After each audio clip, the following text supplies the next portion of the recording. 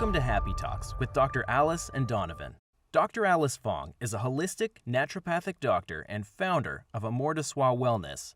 And Donovan Jensen is a software engineer and founder of HowToHappy.com. Together, they're out to cause more happiness in the world. Hello, everyone. Welcome to Happy Talks. My name is Dr. Alice, and this is my awesome co-host, Donovan. And today we have a special guest, Donna Cameron, where in 2015, she decided to stop settling for nice and committed to a year-long deep dive into kindness. That year soon became her ongoing path and led her to award-winning book, A Year of Living Kindly. Please welcome Donna. Thank you for joining us today. Oh, it's great to be with you, Alice. Thanks so much for inviting me. Of course. So yeah, I'm curious, we tend to ask our guests right off the bat, what's your story and what led you to your year of kindness? What did that look like and what propelled you to do that? Well, yeah, I've always been really drawn to kind people and wanted to be more like them. And it's not that I wasn't kind, but I think for most of my life, I settled for nice. Mm-hmm. I grew up with a mother who always told us to be nice, but she never said be kind. And I realized that there really is a difference between the two. And there's something about kind people that really makes you warm and feel good and have hope for the world. So I decided to sort of make a deep dive into kindness. I'm really nerdy, so for me that was more than just saying I'm going to try to be kinder and I'm going to be more generous and things like that, which was certainly a part of it. But it was also researching the science of kindness. In the last probably about 15 years, there's been a lot of scientific studies into kindness. So it's not just a soft, feel-good, squishy thing, but there have been studies from major universities and research centers showing that kindness really does have an impact. It, on our health. It does so many things. It lowers our blood pressure. It strengthens our immune system, heart health. There are just lots more, and I can go into them if you like. In business, kindness, kind culture. Businesses with kind cultures are much more successful, more profitable. So it was just really exciting to me to find all of this research showing that kindness isn't just something that feels good. It's really something that can change us, can change the world, and heaven knows we need it right now. Yeah, I think I'll probably dig in on some of the research pieces first, but before we get any further, I was curious what sort of distinctions you draw between kindness and niceness. Because to me, if you just ask me, I guess kind is probably not a word I use very often. So nice generally is probably grabbing both of those buckets, but I'm not sure. I'd be curious what your definitions are. Well, and you're absolutely right, Donovan. I think for a lot of people, it's just using the same word, and maybe it's just the semantics. I started to really see them very differently, though. Kind is, it was what I was raised to be polite, to say the right thing, to, be considerate, but not necessarily go out of my way. You mean nice or kind? I'm sorry, nice. Yeah. Okay. Yeah. Okay. Sorry if I said that wrong. Yeah. I think you can be nice and still make judgments about people. You can be nice and still, merely tolerate somebody, but you're doing all the right things. But I think one thing about kindness is it requires us to take some risk. We may not know how our kindness is going to be perceived or received. It might be rejected. So there's a lot more vulnerability in kindness. I often think of kindness as more a verb. I mean, it's an action that we take, where nice is a bit more passive. It's doing the right thing, but not necessarily making that deeper connection with somebody. Yeah, I could see the difference. And I think I would agree that my evolution of both terms have evolved in, I think the kindness is, I think encompasses the empathy piece and the understanding, versus niceness is like an expectation, or like you need to because this is a social expectation, versus like coming from like your more genuine self of understanding and wanting to be supportive of someone else, I guess. I think that's very true. Yeah. Yeah. Mm-hmm. Yeah, when you were sort of describing the two differences, it made me think of the times in my nice I've been told to be nice, right? And that's usually when I'm doing something, or like I see someone and I'm responding in a way that's negative, or like I'm mad at someone or something. And I remember as a kid, my mom saying like, "Be nice." And I remember not feeling kind. Now that I have different terminology for these words, but still being nice. Yeah. So that really helped me kind of tease out the difference that you have in mind. Yeah, I think that's it exactly. I don't know. I guess all mothers get that lesson somewhere that teach your kids to be nice. Mm-hmm. Yeah. So tell us a little more about this research, and what you discovered in studying kindness. I'd be curious about that. Yes. Yeah, it's fascinating. On the health front, when we experience kindness, our body produces the hormones serotonin and oxytocin, and these have been shown to lower our blood pressure. They reduce inflammation. They fight heart disease. They slow the aging process. Kindness has been shown to reduce chronic pain and increase happiness, and also reduce depression. So there's, it's almost like a magical vitamin. It really does have physical benefits for us. And then on the business front, I'm older than either of you, so I remember a time in the 80s when I was just starting to get into the business world, where there were all these books that came out, things like Nice Guys Finish Last, and gosh, I'm blanking out on some of the titles, but they essentially said you have to be ruthless to be successful in business, and cutthroat. And exactly the opposite is true. Those businesses that wrote those books back then, they're gone. They didn't last. It was a fad, but a lot of people took that up. Winning through intimidation was another one. There was this sense that you couldn't win unless the other guy lost. And now things have changed. We look for a win-win world, and we see that businesses where the culture's kind are not only more profitable and more productive, but they keep their employees for a lot much longer. They don't have that high turnover. Now, I was a business owner for about 35 years.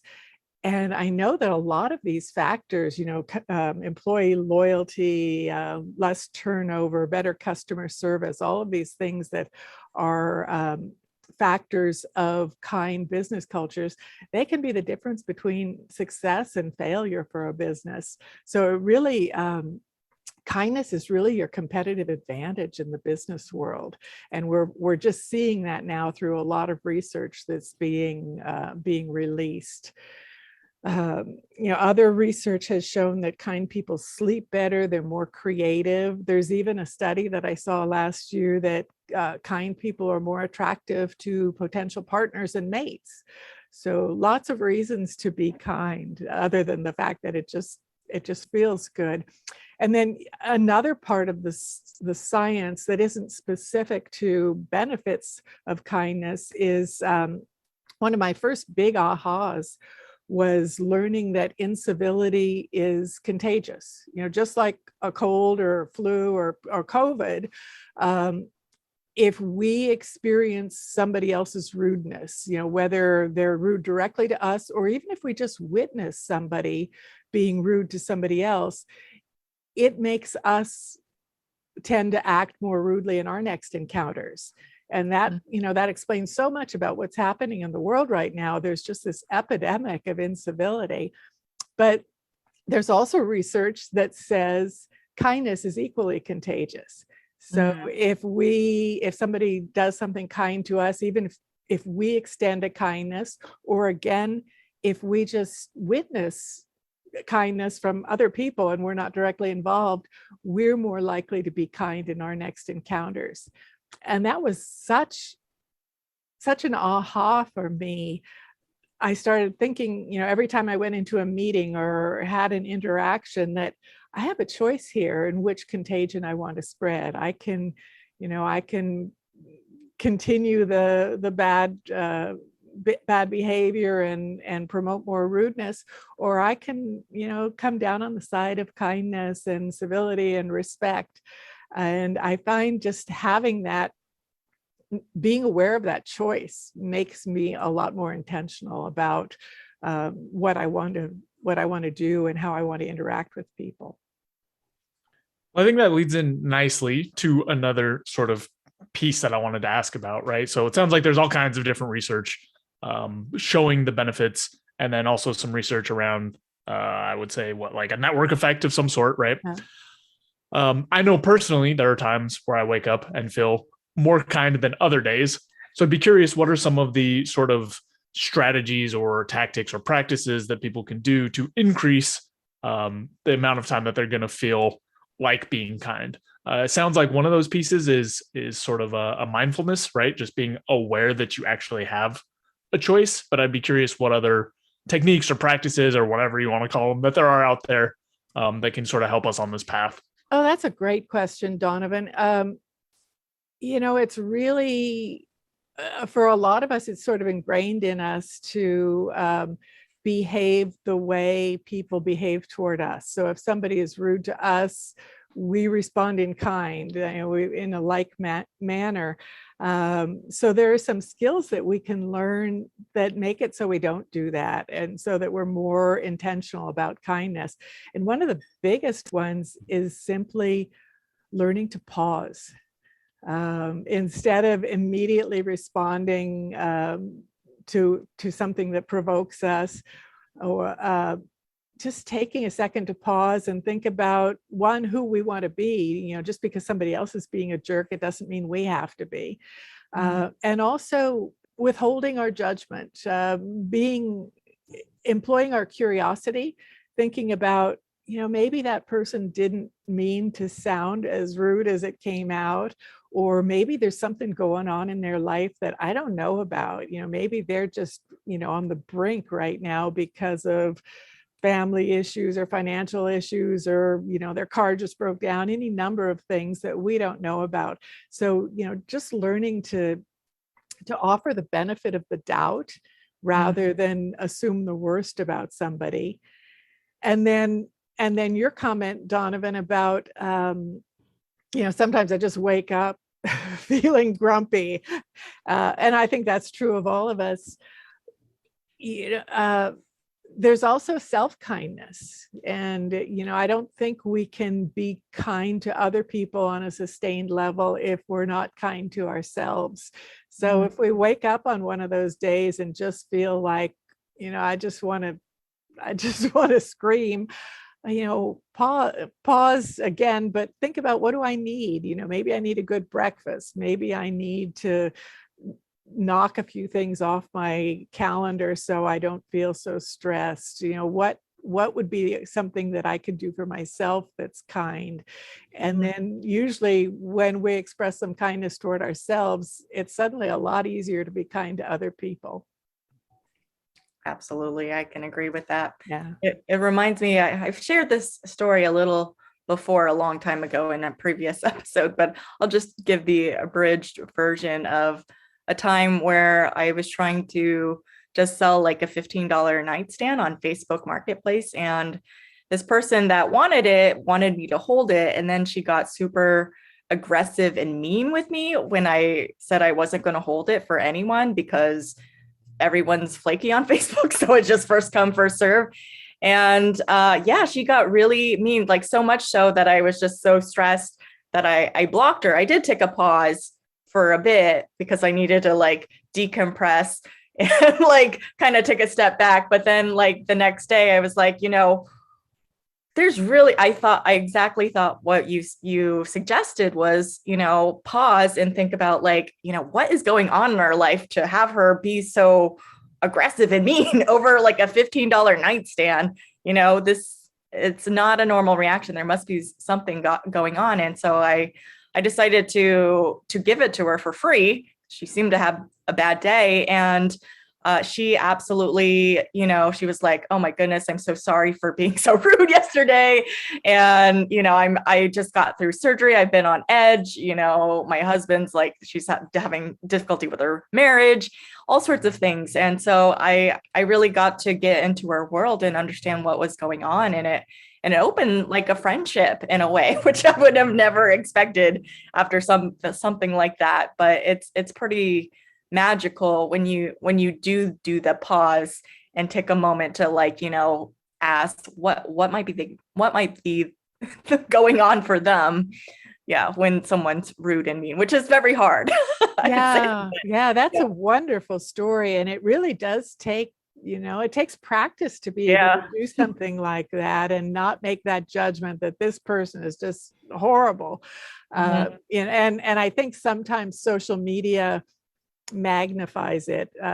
People tend to respond quickly and not necessarily think about it before they click send, or they post something. And we don't always see the best of people on social media. But that's a great story. It's gotten a lot worse, I think, with like online bullying and just the trolls and people. It's just so much easier for people to be super mean and nasty because they're not seeing a person like face to face. The things they say, they would never say to someone, like, if they were actually in front of them, I think, how bad it's gotten. But do you have any suggestions on how to address that? It's a huge one. And there's no easy answer, but I think really a lot of what it comes down to is we need to one, behave well on social media ourselves, and then not reward the people who are the bad behavior. And by reward, I mean giving them any attention. There are some people who just want attention, whether it's likes or whether it's, people commenting that you're crazy, you're wrong, all this. It fuels them. And if we just ignore them, even if we, even if what we were going to say is to disagree with them, it still gives them that fuel. So we need to be strong enough not to respond when people provoke us. We need to support the people who are posting the positive things. That's where we put our likes, that's where we put our comments, that's where we thank people for a thoughtful post. But that's hard to do because so much of social media is just built on that idea of whose button can I push. So it's a tough one, but again, like so many things, it just requires practice.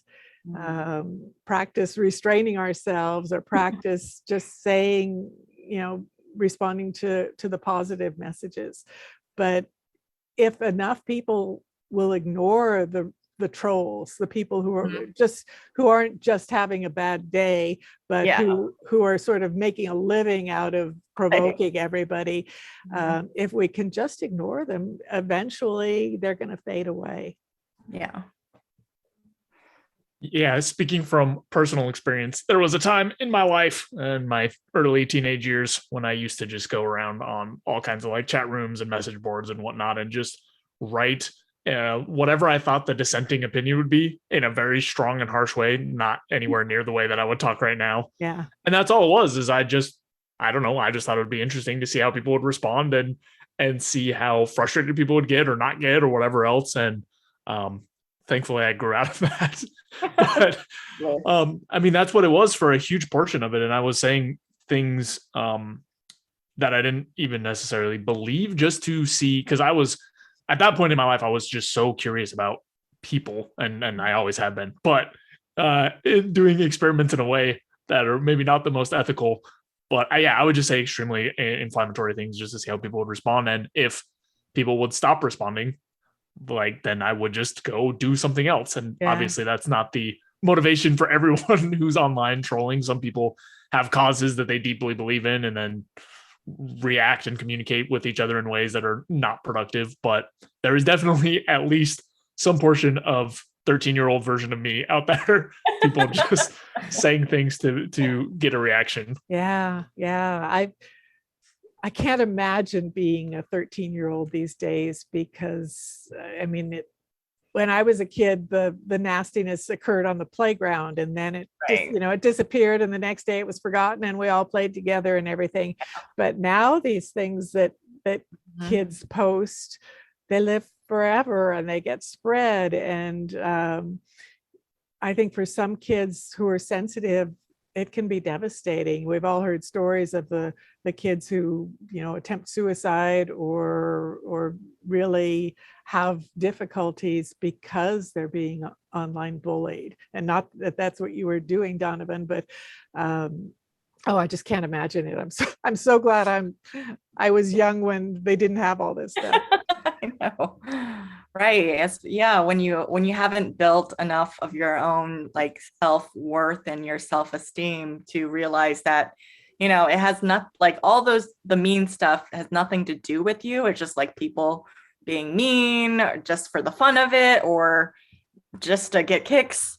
And it doesn't necessarily have it to do anything. So to not internalize it is, as a young child, I know for myself, it would have been a struggle for me if I was 13 for sure. Yeah. And I think it helps if you have parents or people around you, older siblings or teachers who can model behaviors where you don't attack back, where you can just let that roll off your back. But a lot of kids don't. They see it at home, they see it at school, they see it everywhere. So learning those skills is a challenge. Yeah, I think it applies less to kids since they may be kind of pushed into it for their peer group. But I know as an adult now, the spaces that I put myself in, both physically and online, really dictate a lot the sort of like norms and behaviors that go on, right? Like when I was a teenager, I used to be in these places where people were saying really just awful things to each other and being inflammatory and whatnot. And now almost all my time spent online is in places that sort of the norms dictated around communicating with others is that it's supposed to be like respectful and positive and useful and whatnot. So I think that's another big piece, is that there's definitely like these sinkholes where like negative behaviors cluster. That's true. Yeah. I did have another question for you, kind of circling back to when you were talking about the benefits of being kind from your research. I would imagine like the benefits would be both for giving kindness and receiving kindness, but do you feel like there's greater benefits for one versus the other? What are your thoughts about that? I think probably extending kindness is something that really does help us grow.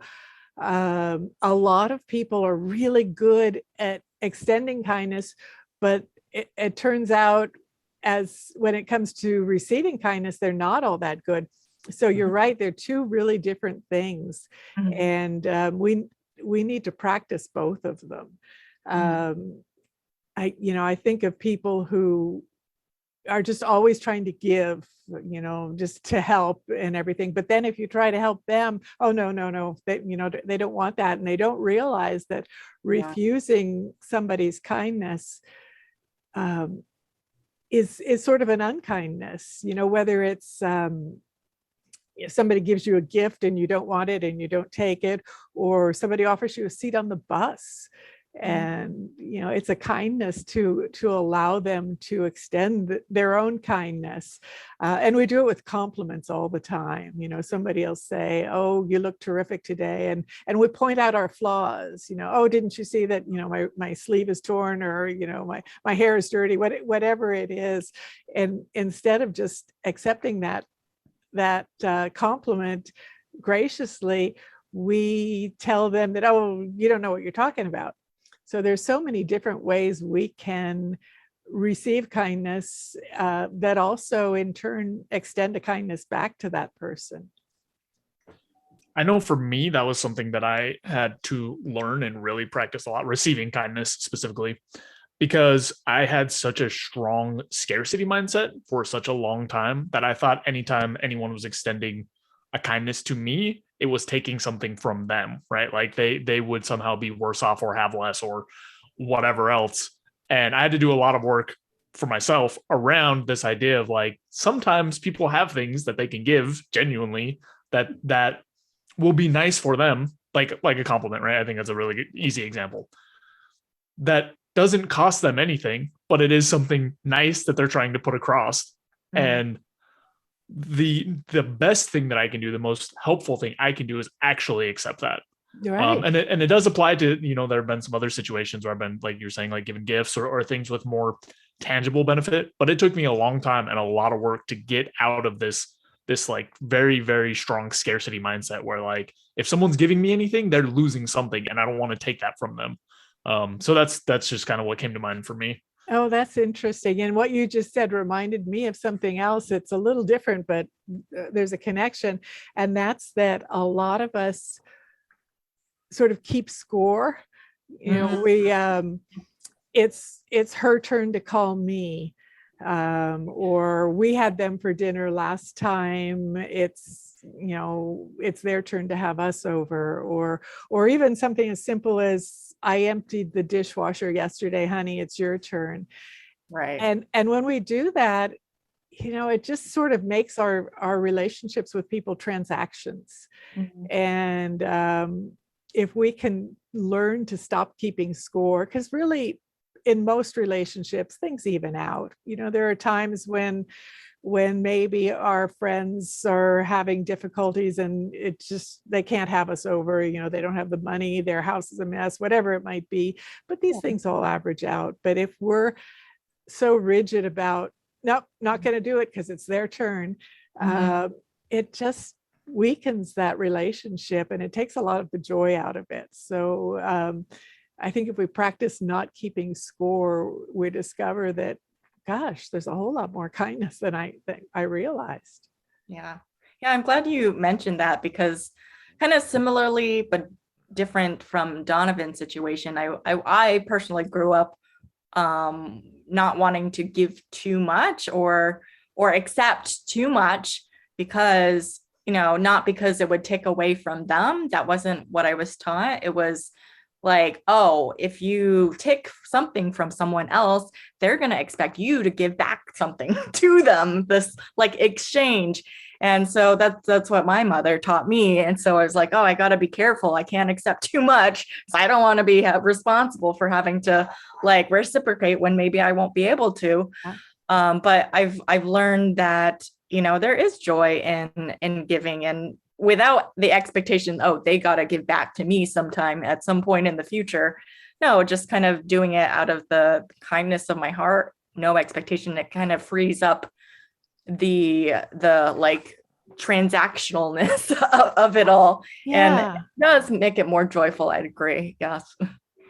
That's a great example. Yes. Yeah. Yeah. So there is another topic that I want to kind of open up and talk about a little bit, which is sort of this experiment that you did, right, around writing this book and whatnot.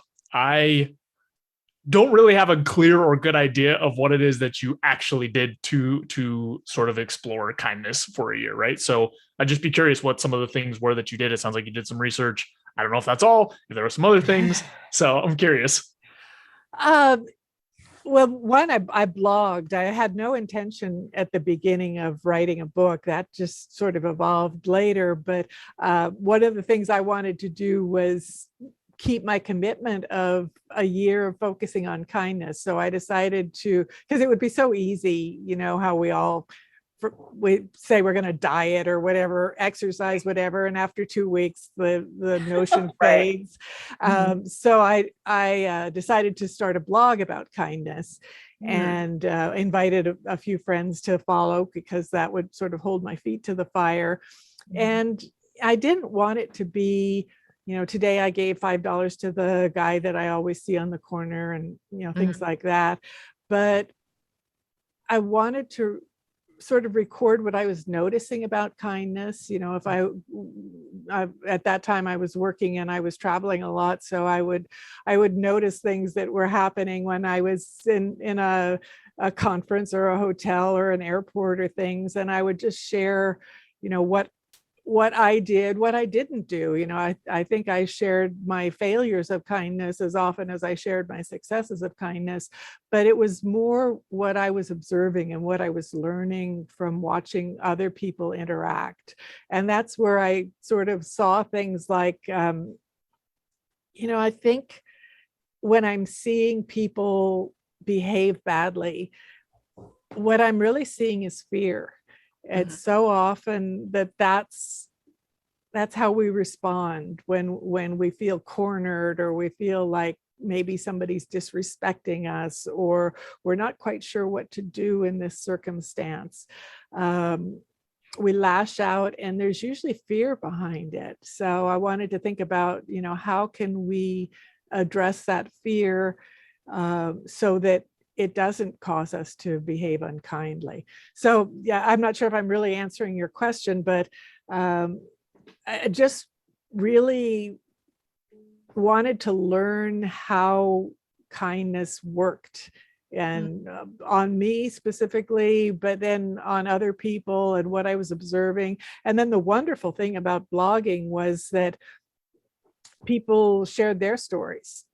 And over the year, lots of people joined, and it became this community of kindness. So we would, I might post something about, one week might be how I'm seeing that gratitude is really one of the skills of kindness too. It's really hard to be unkind if we're feeling grateful. And then people would share their stories of gratitude and kindness. So it was a really community building experience, as well as just really eye-opening. And I realized really early on that this wasn't going to be a one-year project. It's at the end of the year, I'd say, oh, that was fun, let's spend the next year learning how to salsa dance or something like that. It really, for me, became a path. And in saying that, I don't want to claim or sound like I'm claiming that I'm a paragon of kindness now. I still, I'm occasionally oblivious, and I don't notice that there's an opportunity right there for me to extend a kindness, or that maybe somebody's extending one to me. And I can have my fears, or have something come up that I withhold a kindness because I'm too busy or something. But there's so much more kindness in my life now, and I'm seeing so much more kindness around me, that it really has been life-changing. Even though I know, as long as I live, there are still going to be times when I fail at kindness, when I don't meet my own standards. But that's okay. We're not aiming for perfection. We're just aiming to do better, and to try to help manifest the world as we want it to be.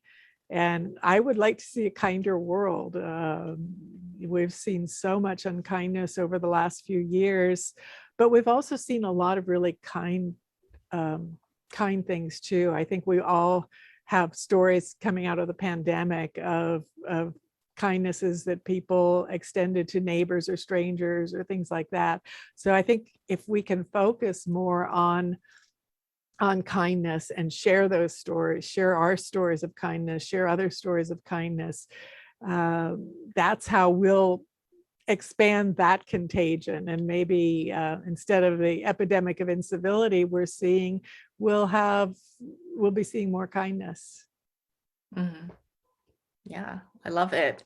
It sounds like an incredible journey of just becoming an observer of kindness, and noticing when you're practicing it, and when you're not, when you quote unquote fail at it. Which I love that you kind of step back and we're like, and that's okay. Sometimes we fail at it. And that was like an act of self-kindness of just giving yourself a little permission to not be perfect, which I think is a beautiful way to be. Yeah. And then to learn from that too, And you know, what can I do next time instead of letting my buttons be pushed or whatever. Right. Exactly. Great. Well, it's been such a pleasure to have you on our show, Donna. Thank you so much for joining us. Is there anything you'd like to share or plug before we wrap up today? I just want to encourage everybody to, put a little bit more kindness in your life. You start where you are. It's not that we need to suddenly turn over a new leaf and become a new person. It's like, what could I do to be 10% kinder this week? And then once you've done that and seen how good it feels, try another 10% the next week. And I guess the last thing I would say is that most kindnesses are really small things. They're those things that we do, holding a door for somebody, allowing a car to merge, smiling at our coworkers or saying something kind to the barista at the coffee shop. They're all really easy to do, but they're also really easy not to do. And that's our choice. Yeah. Very good point. Well, thank you so much. It's been a pleasure. And thank you everyone for tuning in. It's been awesome. We appreciate you tuning in every week or when you're able to. If you enjoyed this episode, be sure to comment, like, subscribe, share, spread the kindness and the happiness to people around you. And we will see you next time. Bye guys. Thanks so much for watching. If you enjoyed this video, be sure to like it and then go and subscribe to my channel and ring the bell so you get notified when the next video comes out. If you check out in the description below, go to my website where you can get my free fast and easy guide to stress relief. Thanks again for checking us out, and we'll see you next time.